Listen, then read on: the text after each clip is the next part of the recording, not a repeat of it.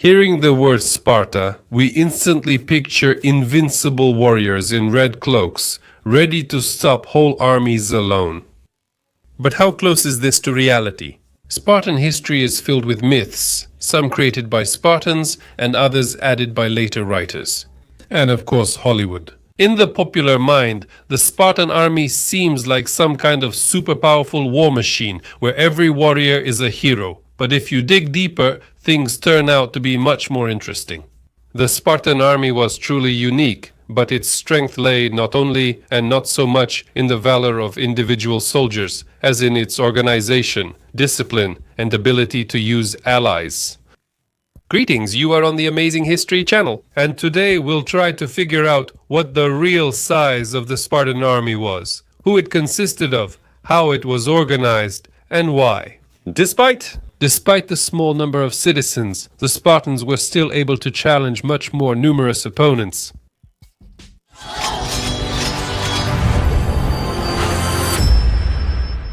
So, if you look at the Spartan army only through movies, it seems like they were exclusively equal citizens, stern, bearded hoplites in identical armor. But in reality, everything was much more complicated. To understand the real size of the army, you need to figure out who actually had the right or the duty to go on a campaign. The Spartans had several different layers of population, and each played its own role in military affairs. Let's start with the Spartiates, the full citizens of Sparta, whom the Spartans themselves called homoioi, which means equals. It was they who underwent that very harsh upbringing, lived in communal barracks from childhood, and were required to serve in the army. They formed the backbone of the Spartan army and were considered its elite. The second group, the Perioeci, were free residents but not citizens. Living around Sparta, they worked in crafts, trade, and agriculture. When the time for war came, the Perioeci also joined the ranks, most often as hoplites or lightly armed soldiers. And finally, the Helots, the most numerous but the least free part of the population. Essentially, they were serf farmers tied to the land. They usually accompanied the army as servants, carrying weapons, preparing food, and taking care of the camp. But in critical times, they were armed and sent into battle, usually as light infantry. And here's an important point. In battles, Spartans were never alone. Allies played a huge role. For example, the Skiritai, the highlanders from the northern borders of Laconia. We previously made a separate video about them. So, their unit numbered about 600 warriors, and they always stood on the left flank covering the main army. Other Peloponnesian allies and later mercenaries also joined. So, according to the Spartan army, there was a real structure behind it: the Perioeci citizens, the Helots, and the allies. Without this mixed composition, Sparta simply could not have waged wars. The Spartans organized everything with a clear system, from small groups of fighters to entire armies under the king's command. And it was this hierarchical organization that made their army so manageable. And it all started with the simplest connections. The Spartans lived and served together. They had so-called tent mates, several people who shared daily life, food, and a campfire. Even more important were the syssitia, communal meals with about 15 people. This was not just a cafeteria. It was a small brotherhood where the young learned from the elders, and everyone felt responsible for their comrades. It was these kinds of groups that created a special cohesion, which was later felt in battle as well. The next level is the enomatia. This is already a real military unit with about 36 men. They were led by the enomator, but outwardly he was no different from his subordinates. Two enomatias made up a Pentecostia, about 72 fighters, and two Pentecostias formed a Lokos, about 144 men. The Lokos was commanded by the Lokag, usually one of the most experienced warriors, but the main tactical unit of the Spartans was the Mora. 4 Lokos would come together, making about 600 hoplites, to which 100 horsemen were added. A Mora could operate independently, guarding the border, holding a garrison, or taking part in a campaign. It was commanded by a polmarch, a man of high status, often from the aristocracy. And finally, the unification of all Camorra under one banner. On the battlefield, 6 such units would come together, forming the main phalanx with more than 3,000 hoplites. One of the kings was already in command, with the famous guard of 300 warriors standing by his side. Small groups of 15 to 30 people connected by their lifestyle could form an entire army. The secret was that every Spartan knew his place and felt a connection not only with his neighbor, but with the entire state. When we imagine the Spartan army, we picture a formation of hoplites in bronze helmets. But that's just the tip of the iceberg. Behind this formation were much larger invisible armies of helots and support personnel. Without them, the Spartans simply could not have fought. It was the helots who bore the main burden of campaign life. In fact, each warrior had at least one servant, and sometimes even more. Herodotus, for example, mentioned a ratio of 7 helots. This is likely a special case, but even with moderate estimates, their numbers matched those of the hoplites. At key times, the helots were armed and fought as light infantry, javelin throwers, or archers, but received little trust. The Spartans were constantly afraid of an uprising and kept their servants under strict control. That's why the helots almost never fought in the phalanx itself. They were given auxiliary roles. Besides the helots, there were many other invisible participants in the army: craftsmen, animal handlers, and wagons with supplies. This made the campaigns more than military operations. They became massive roaming camps. So the Spartan army was not just a formation of heroic warriors, but a whole military ecosystem.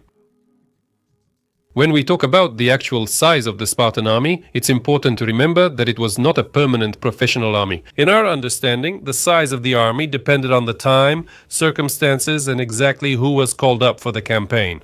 If we take the model of the late 5th century before Christ, as described by Xenophon, the picture looks something like this. There could be about 3,500 to 6,000 hoplites in the ranks. These are citizens, Spartiate and Perioeci. About 600 horsemen were added to them, which made the army more mobile. The allies marched as a separate unit, for example, the Shiritai, about 600 men who were placed on the left flank. But this was just a combat showcase. Behind every warrior stood at least one helot, sometimes more. Even using a 1-to-1 ratio, the army would be twice as large. Including servants, the baggage train, and craftsmen, the total reached about 10,000 to 11,000 people. In fact, every campaign was like a whole migration of people. To give you an idea of the scale, such a camp had hundreds of tents, dozens of wagons, and pack animals. Researchers have calculated that in its full strength, the Spartan army consisted of about 40% warriors and more than 50% support personnel. That means half the people on the campaign were helpers, not warriors. Here's an interesting comparison from the mid-5th century before Christ. Athens had about 40,000 male citizens who could be called up for the militia. Sparta, by contrast, had a peak of 8,000 citizens, with far fewer by the end of the classical era. So, in theory, Athens could have deployed an army several times larger. And yet the Spartans still managed to hold their own. Why?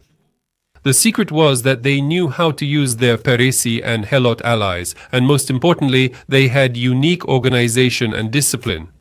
Their 3,000 to 4,000 warriors fought in perfect coordination, like one organism, making it seem like they were far more numerous.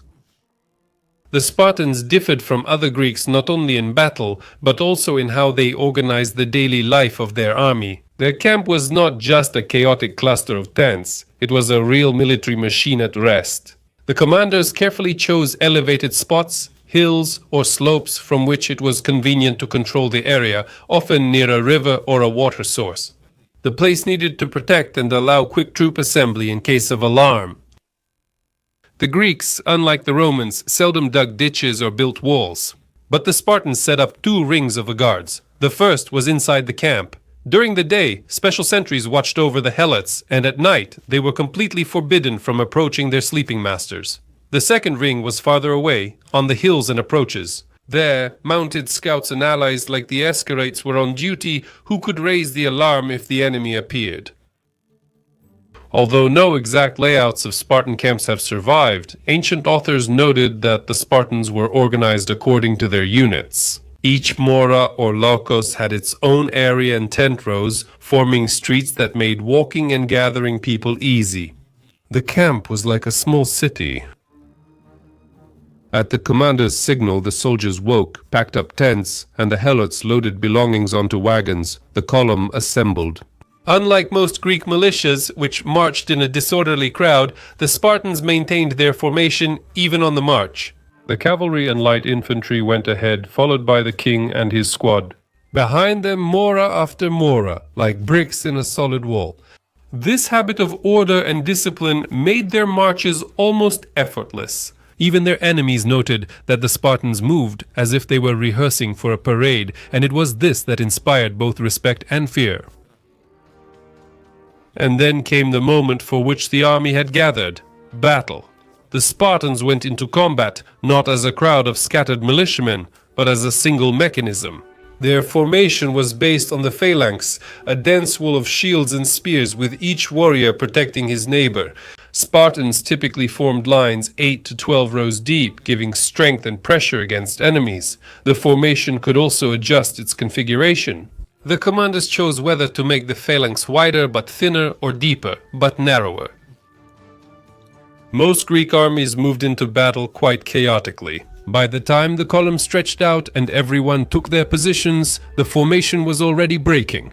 The Spartans, however, were distinguished by their ability to reorganize even in the face of the enemy. Xenophon wrote that for them it was a common thing to deploy from a marching column into a battle line in just a few minutes. The secret was that commanders were appointed down to the smallest units, and everyone knew whom to follow. Editor. On a front of several hundred meters, the Spartan phalanx became an impregnable wall. But as soon as the enemy tried to outflank it, its weakness became obvious. The phalanx had almost no flank protection. That's why the allies and the light infantry played a key role. They covered the vulnerable edges. Contemporaries remarked that the Spartans' appearance was striking. Their steady march, battle songs with flutes, and perfect synchronization made them seem like a single advancing organism, not just an army. Even before the clash, the Spartans knew how to psychologically intimidate the enemy. At their peak in the 7th-6th centuries before Christ, Sparta could deploy up to 8,000 citizen warriors, the golden core and backbone of the homioi. But over time, this number dropped quickly. There were several reasons. First, the harsh way of life and constant wars. Second, the strict citizenship system. Becoming a full-fledged Spartiate was extremely difficult. If a family lost land or couldn't pay for communal meals, their son was excluded from the ranks. Thus, the number of citizens gradually dwindled by the 4th century before Christ. There were fewer than 1,000 Spartans left. For comparison, Athens had up to 40,000 male citizens fit for service during the same centuries. It turns out that the main military power of Greece suddenly turned into a state with a tiny army corps. To compensate for this decline, the Spartans increasingly recruited periwesi and even armed the helots. The phalanx, once made up only of citizens, was becoming a mixed formation. Spartans increasingly led allied or mercenary troops instead of their own. That is why the image of the Spartan army should be viewed with caution. It is not a static structure, but a living system that changed over time, weakened, and adapted to new circumstances. So, the real strength of the Spartans was not that there were many of them, and not even that each of them was an invincible hero. Their strength was in the system, in the ability to turn a handful of citizens into an army where everyone knew their place. In the discipline that allowed them to march and maneuver better than others, and in the reputation that inspired fear long before the first spear was thrown. In reality, the Spartan army resembled not a solid fist, but a complex mechanism. In the foreground is a shining showcase, a line of hoplites in helmets and cloaks. Behind it, hundreds of gears worked, helots, perioikoi, allies, and supply trains. It was they who kept this entire machine moving. Without this hidden work behind the scenes, there would be no myth of the invincible Sparta. And perhaps this is the main discovery. The Spartans didn't win very often, but by their ability to make others fight alongside them and for them. Well, that's all from me. Thank you for watching until the end, and I'll see you in the next video. Goodbye, everyone.